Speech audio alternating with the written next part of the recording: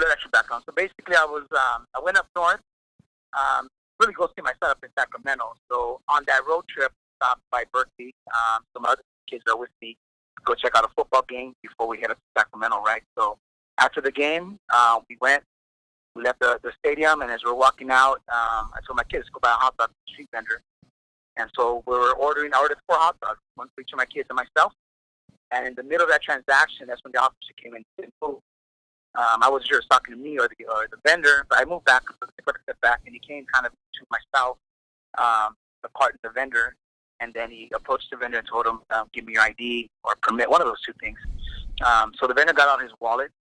I think being a little nervous, he kind of just held on to the wallet. He opened it, but probably wasn't moving as fast as probably could have, but he didn't delay too long. Bottom line is the officer snatched the wallet from his hand, which in my opinion was just wrong. And then what became more wrong was when he actually pulled out his ID and his debit card from the wallet, right? So that kind of triggered more things. And then when I saw him actually put his hands and grab the money, and I was at the same time looking at the poor vendor and see his reaction, thoughts are running through my mind, started to pull out my phone and capture, the interaction thereafter. And obviously, I'm saying it's wrong. It's an immediate response to my observation, Yeah. So then you just posted up on Facebook, and obviously.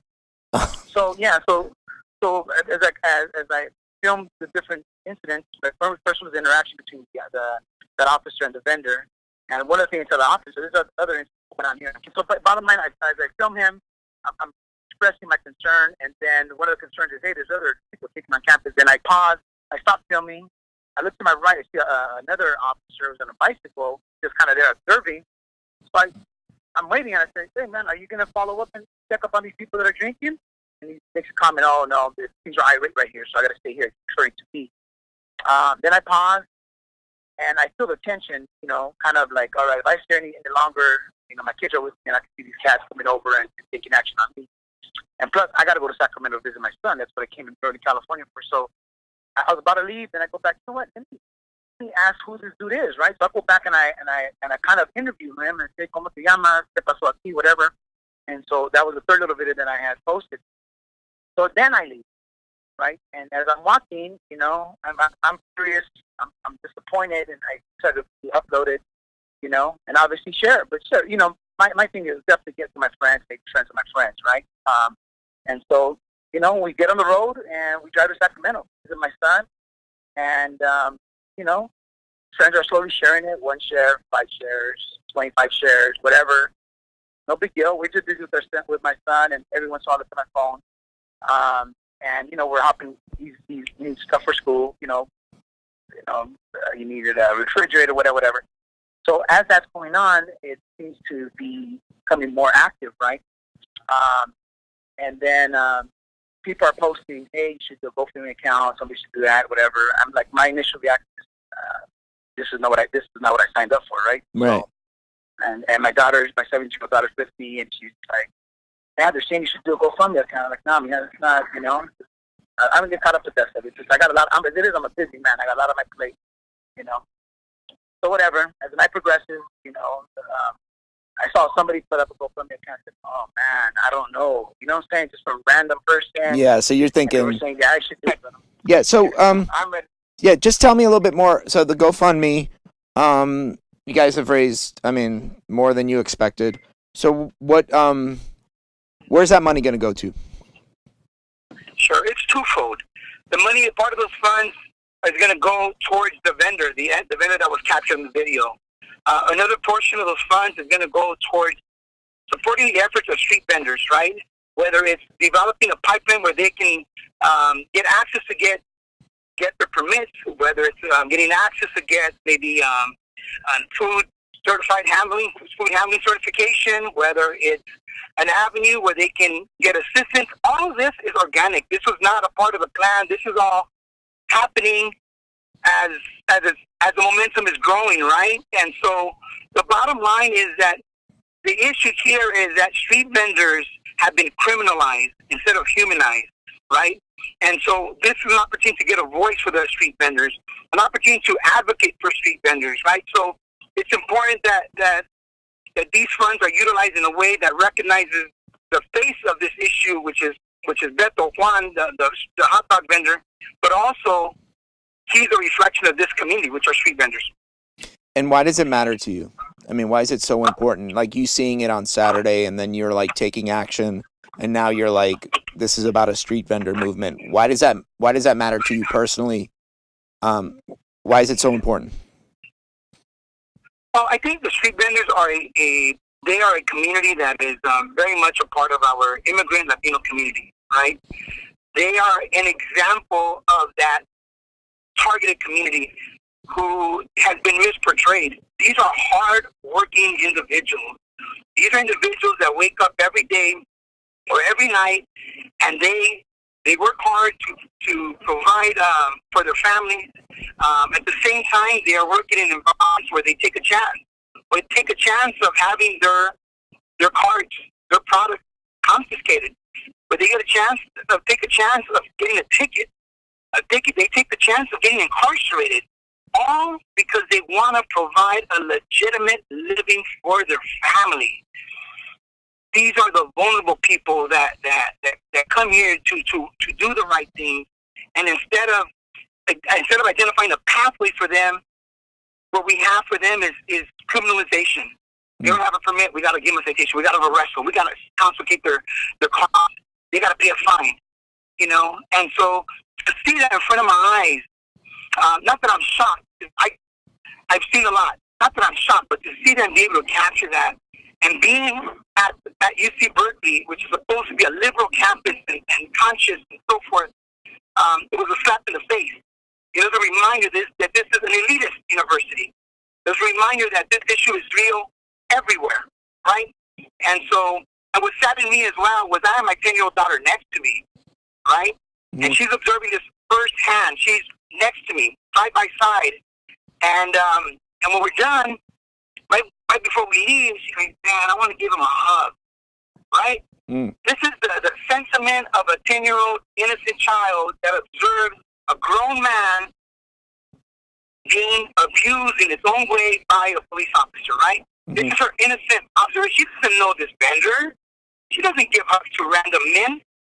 But she wanted to give this man a hug. She felt compassion for him, right? She felt like something was wrong, right? So it was moments after that I decided to post it up and share it with my colleagues. And I think I get maybe, some of my friends will share with some of theirs, but never did I envision that this would go viral in the way that it has.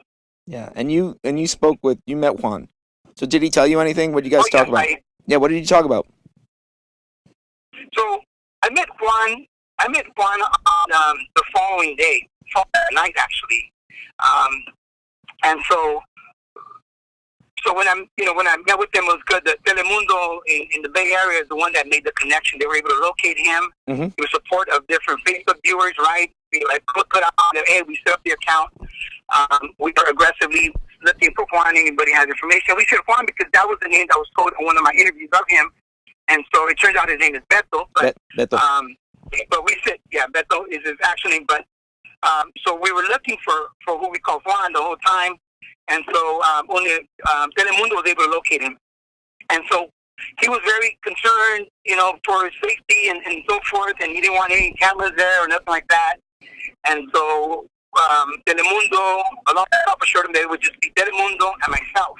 Mm-hmm. And so I was coming back from Sacramento, going to work my way back to Los Angeles when I got the call from Telemundo that they had located him. So then we coordinated to go meet at his residence, and that's where they did an interview of us. Did you tell him anything? Was he concerned, or did you tell him anything? What did you tell him personally? That wasn't television. Yeah. Well, when Nacho went in, he was very grateful to connect, right? He was I think happy to see me, right? The person that I backed him up right there in front of the cops, right? And I think he felt that support, right? So he was grateful to see me. At the time, obviously, the GoFundMe account, I don't know, it might have been like 15, 20,000 at the time. I think 15, 20,000 at the time. So, it had already far exceeded the 10,000 goal, right? The $10,000 goal. Mm-hmm. And so I told him, I said, you know what, this is this, and I put on the GoFundMe account. This is basically to support Juan and street vendors. And so I reminded him of that. I told him the beautiful thing here is that this is bigger than what I even thought, and we could very likely do more, Mm-hmm. And his wife had mentioned that his dream was always to get a food truck. Right? I said, wow, this is beautiful, man. I said, you know what? The way things are going, we might have the opportunity, Mm-hmm. This was a conversation Sunday when, like I said, I don't remember the exact amount, but it was probably anywhere between 15,000 20,000 at the time, Mm-hmm. right? Which was a lot, but it's naturally increased. So, I said, I hope we get this thing big, and I said, I just want to remind you, I want to make sure that people understand that this is definitely for you, but also for street vendors. There's no CC, like you understand. Yes, of course, right? These are people like him, right? Mm-hmm. And the whole time, this is all organic. It's fluid. It's moving along. So what this support for street vendors exactly is, we're still digesting it. I've had the opportunity to speak to other street vendors, and ask them questions. What's needed? How can a fund help street vendors, right? How can it be most impactful? And so there's so many different things that we can do. It all depends on the level of support that comes out of this, but there's so much that we can do. There's such a need. At the very least, there's an education that's needed about our street vendors and clear the misconception, I think it's important to humanize them. It's just inhumane for us to treat people with such disregard. Right. So, just two more questions, and then I appreciate this, Martin.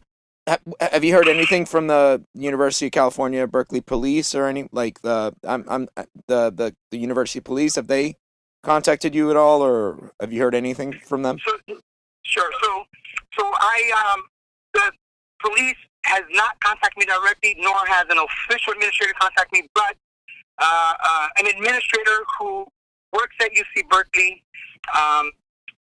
has informed me that the vice chancellor would like to meet with myself and a couple other alums that may have observed the incident. That date and time has not been determined yet, so I've been contacted through an administrator that I work with closely, who has been told by the vice chancellor.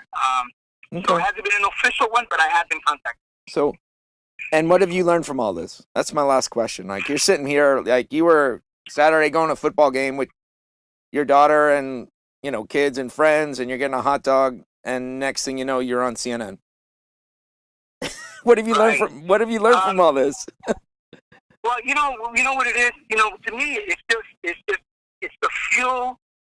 The fuel, the energy, right? The energy to be able to talk about this issue, right? The excitement to me, the motivation for me is, look, man, we have an opportunity to address this issue, to expose what most of us consider unjust. And if it is policy, for example, of law enforcement to do what this man did, then it's wrong.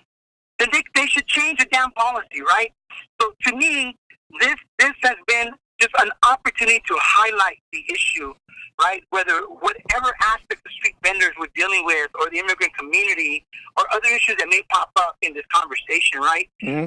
So I feel blessed and honored to be able to participate in this process and be able to speak to people like you who are going to cover the issue, right? Mm-hmm. And so I hope there's enough coverage and action to address this issue. I hope some of our elected officials or policymakers wake up and speak up and stop hiding behind that desk, right? I would love to see elected officials speak up on this issue, right?